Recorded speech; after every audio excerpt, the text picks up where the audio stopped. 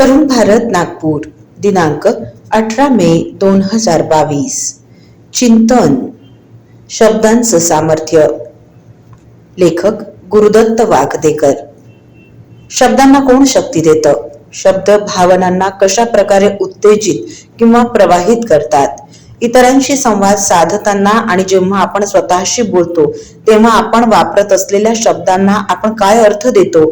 दैनंदिन व्यवहारात आपण इतरांशी संवाद साधताना वापरत असलेल्या शब्दांचा विचार करण्यात बराच वेळ घालवतो. आपण लिहित किंवा बोलत असलो तरीही आपल्या शब्दांचा आमच्या वाचकांवर, आपल्या सहकाऱ्यांवर आणि समाजावर होणारा परिणाम आपण विचारात घेतो.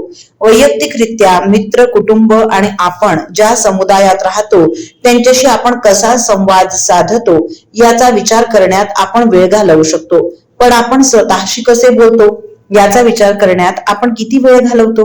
असा अंदाज आहे की दररोज आपल्या संभाषणांपैकी 90% संभाषणं स्वतःशी असतात आणि आपल्या बहुतेक स्वतःशी बोलण्यात नकारात्मक भाषा असते.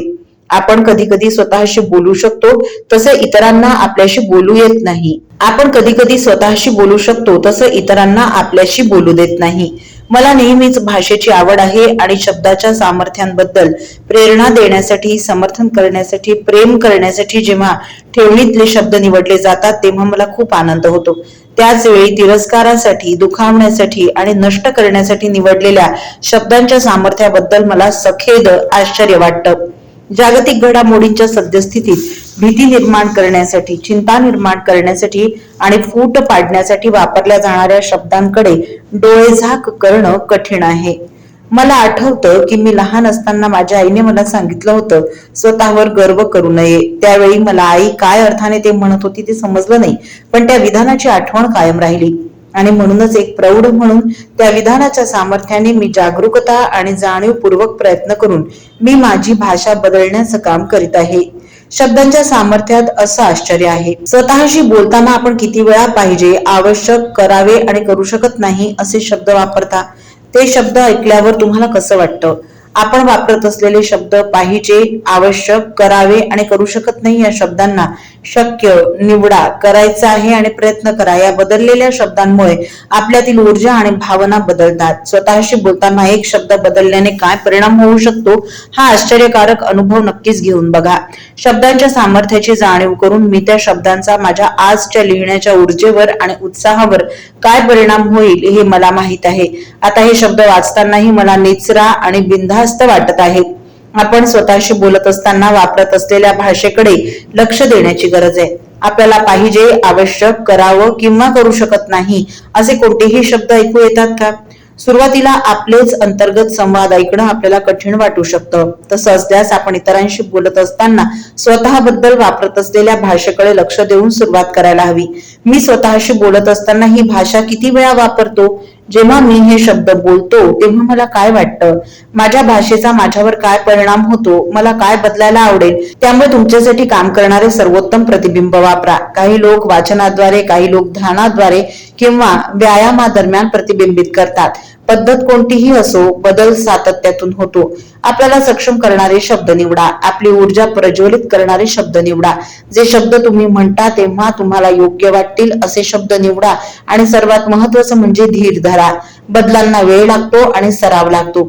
मी यात अधिक चांगलं असावं, हे सोपं असावं किंवा याला किती वेळ लागेल हे स्वतःला विचारणारे आपण एकटे नाही आहात हे जाणून घ्या. आत्मजागरूकतेच्या सामर्थ्यावर विश्वास ठेवा. जेव्हा आपण आपल्यात डोकावू लागतो तेव्हा आपण काल्पनिक कथांमधून सत्य ओळखायला शिकतो. आपण हे शिकतो की आपल्याला जे जाणवतं ते नेहमीच वास्तव नसतं आणि आपल्याबद्दलच्या आपल्या शब्दांचा आपल्यावर प्रचंड प्रभाव असतो. आपली मूल्य आणि सत्यता यांच्यातील संरेखनाच्या महत्वावर विश्वास ठेवा. जेव्हा आपली मूल्य आणि कृती एकमेकांशी जुळत नाही तेव्हा आपण आपले अस्सल असू शकत नाही. तुमच्यासाठी महत्वाच्या असलेल्या मूल्यांची स्पष्टता असणं, तुमच्या कृतींचा पट तयार करण्यासाठी तुमच्यासाठी योग्य शब्दांची निवड करा. आपण दररोज करीत असलेल्या योगदानावर विश्वास ठेवा. आपण ज्यांच्या संपर्कात येतो त्या प्रत्येक व्यक्तीच्या जीवनात आपण प्रत्येक जण योगदान देतो. ते योगदान सकारात्मक किंवा नकारात्मक असू शकतं. आज जगात आपण प्रत्येक जण जे सकारात्मक योगदान देऊ शकतो त्यावर विश्वास ठेवा. एके दिवशी मी माझा हात माझ्या वहीवरून फिरताना पाहिला आणि काहीतरी विचित्र दिसलं. माझ्या लेखणीच्या किंचित बेशुद्ध हालचालीने जादू होत होती. प्रतीक, आकार, कल्पना जिवंत होत होत्या. माझ्या लेखणीतून रक्तस्राव होत होता आणि त्यांनी माझ्या मनात आणखी अर्थ, भावना, आश्चर्य निर्माण केलं होतं. मी माझी लेखणी पानावर फिरवली आणि माझ्या मेंदूत प्रतिमांचा जन्म झाला. अविश्वसनीय. ही काही छोटी गोष्ट नव्हती. ही अविश्वसनीय गोष्ट होती ज्याकडे मी कधीही लक्ष दिलं नाही. मला समजलं की मी फक्त वळणदार अक्षर उमटवत नाही, मी काहीतरी अद्भुत करीत होतो. मी जादू करीत होतो. ती जादू होती आणि मी एक जादूगार की वेडा कदाचित. परंतु जर आपण शब्दांना कमी लेखलं तरच त्यांची ताकद किंवा ते वापरण्याची आपली क्षमता आपण गमावून बसू. शब्द आपल्या हृदयाचे ठोके जलद बनवू शकतात, आपल्याला घाम फुटवू शकतात, रडवू शकतात, प्रेमात पाडू शकतात. म्हणून शब्द अलौकिक प्रकारचे आहेत. माता शारदेने आपल्याला दिलेली भेट आहे. तुम्ही आपले शब्द समजावून सांगू शकता, तसंच तुम्ही त्यांचे सामर्थ्यही समजावून सांगू शकता. आणि तुम्ही प्रयत्न कराल तेव्हा तुम्हालाही खूप मजा येईल, कारण ते दोघेही सत्याने चालत नसून विश्वासाने चालतात. आपली स्वीकृती आणि समज तर्काने नाही तर भावनेने बांधली जाते. आपण शब्दांवर विश्वास ठेवतो, आपण त्यांच्यामध्ये जीवन फुंकतो, आपण त्यांना एक जग देतो आणि त्यांची भरभराट होते. परंतु जेव्हा आपण थांबतो तेव्हा आपण त्यांचा त्याग करतो. त्यांच्या भाषिक उत्क्रांतीकडे दुर्लक्ष करून त्यांच्या भूतकाळाची पर्वा न करता ते मरतात. ते संवाद साधण्यासाठी, अर्थ आणि समज व्यक्त करण्यासाठी हतबल ठरतात. भारतीय परंपरेत शब्दांना नेहमीच जादुई क्षमता किंवा अलौकिक सामर्थ्य असल्याचं निदर्शनास आलंय. इसवी सन 3000 पूर्वी लोकांना भीती वाटत होती की जर त्यांनी लांडगा या प्राण्यासाठी खरा शब्द बोलला तर तो प्राणी जादुईपणे प्रकट होईल. ही शाप शब्दाची उत्पत्ती आहे. विशिष्ट शब्दांच्या वापरामुळे शक्तिशाली सकारात्मक किंवा नकारात्मक प्रभाव पडतो असा विश्वास अजून देखील समाजात आहे. शब्दांचं आणि आपलं अक्षय्य नातं असायला हवं. अस्तित्वात असलेल्या शब्दांनी आपण जगभर जादू करू शकतो आणि लोकांच्या विचार, भावना आणि कृतीचा मार्ग आपण बदलू शकतो. लेखक, वक्ते आणि कथाकार म्हणून हीच आमची क्षमता आहे. हीच आमची आपली देणगी आहे. इतरांवर प्रभाव टाकणं, विचारांवर अनपेक्षित बदल घडवणं, इतरांचा जगाकडे पाहण्याचा आणि समजून घेण्याचा मार्ग बदलणं. केवळ एका शब्दाची शक्ती विचारात घ्या. एक जादुई शब्द केवळ त्या एखाद्या गोष्टीचा अर्थ बदलू शकत नाही, तो एखाद्याला त्याचे विचार बदलण्यासही प्रवृत्त करू शकतो. वर्ष 1974 मध्ये एका प्रयोगात लोकांना वाहन अपघाताच्या चित्रफितीमध्ये काय पाहिलं ते आठवण्यास सांगण्यात आलं होतं. काहींना तुटलेली हेडलाईट दिसली का असं विचारण्यात आलं. ज्यांना विचारलं गेलं की त्यांनी तुटलेला हेडलाईट पाहिला आहे की नाही, त्यांनी तो दुसऱ्या गटातील लोकांपेक्षा 3 पटींनी अधिक पाहिला होता. सत्य हे होतं की चित्रफितीमध्ये कधीही तुटलेला हेडलाईटच नव्हता. पूर्वापार आपल्याकडे पत्रांच्या संग्रहाची एक स्मृती तयार करण्याची परंपरा आहे. आपल्या बालपणीची घरातल्या वडीलधाऱ्यांसाठी आलेली पत्र आजही आपण जेव्हा वाचतो तेव्हा काही पत्रांना दुःखांची झालर तर काही पत्रांमुळे घरभरात सुखाचा शिरकाव.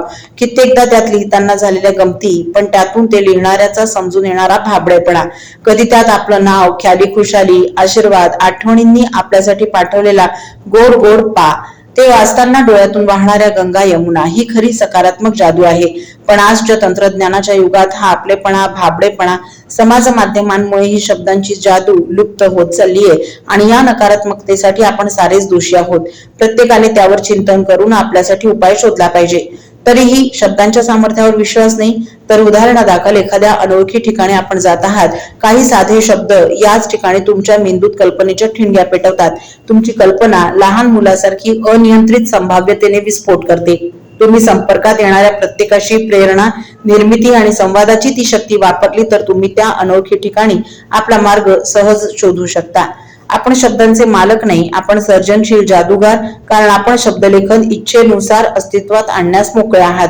जे लेखन पटवून देण्यासाठी, बदलण्यासाठी, आपल्या नियंत्रणाबाहेरील भावना व्यक्त करण्यासाठी, त्या निर्माण करण्यासाठी तयार केलं गेलंय तीच खरी शक्ती आहे आणि आपण निसंशयपणे शब्दांचे भोई आहोत. शब्द पवित्र आहेत, ते आदरास पात्र आहेत. तुम्हाला योग्य गोष्टी मिळाल्यास योग्य क्रमाने तुम्ही जगाला थोडं थोडं थोपवू शकता. ही सत्ता केवळ लेखकांकडे नाही, कारण आपण मानवी मेंदूच्या अंतहीन कॅनव्हास बद्दल बोलत आहोत, जिथे शब्द राहतात आणि श्वास घेतात आणि ते सर्वांसाठी खुले आहेत. कलाकार, रणनीतिकार, विचारवंत आणि या जगातील कोणत्याही प्रकारच्या साहित्याचे निर्माते ज्यांनी आतापर्यंत हे केलंय, म्हणून माझ्यासाठी तुम्ही देखील जादुई आहात. तुमच्यातही तुमच्या पद्धतीने लोकांच्या मनात विचार, भावना आणि प्रतिमा निर्माण करण्याची ताकद आहे. तुम्ही बोलता, तुम्ही लिहिता, तुम्ही विचार करता, तसेच तुम्ही न थांबणारे आहात. कसं? आई बाळासाठी गात असलेली अंगाई, त्याला सांगत असलेल्या कावचिवच्या गोष्टी, परीकथा सांगण्यासाठी तिची आवड आणि गोड शब्दांच्या कलाकुसरीचा वापर करून ती बाळाला जेवण भरवते तर कधी शांत झोपवते, हे आपल्याला अंतर्भूत आहे. आपल्या जिभेच्या टोकावर विश्वाची सर्वात शक्तिशाली असलेली नैसर्गिक शक्ती आहे, हे कधीही विसरू नका. शब्द ही मानवजातीची सर्वात मोठी निर्मिती आहे, म्हणून शब्द आणि त्यांची शक्ती स्वीकारा. वाचा, लिहा, कथा सांगा आणि तुमच्या शब्दांचं सामर्थ्य चालवा. चिंतन या सदरातील गुरुदत्त वागदेकर यांचा हा लेख आपण तरुणभारत.net या संकेतस्थळावरही ऐकू शकता. असेच चिंतनशील विचारांचे लेख ऐका फक्त डिजिटल तरुण भारत सोबत. त्यासाठी आमच्या YouTube चॅनलला लगेच सबस्क्राईब करा, लाईक करा, शेअरही नक्की करा. धन्यवाद.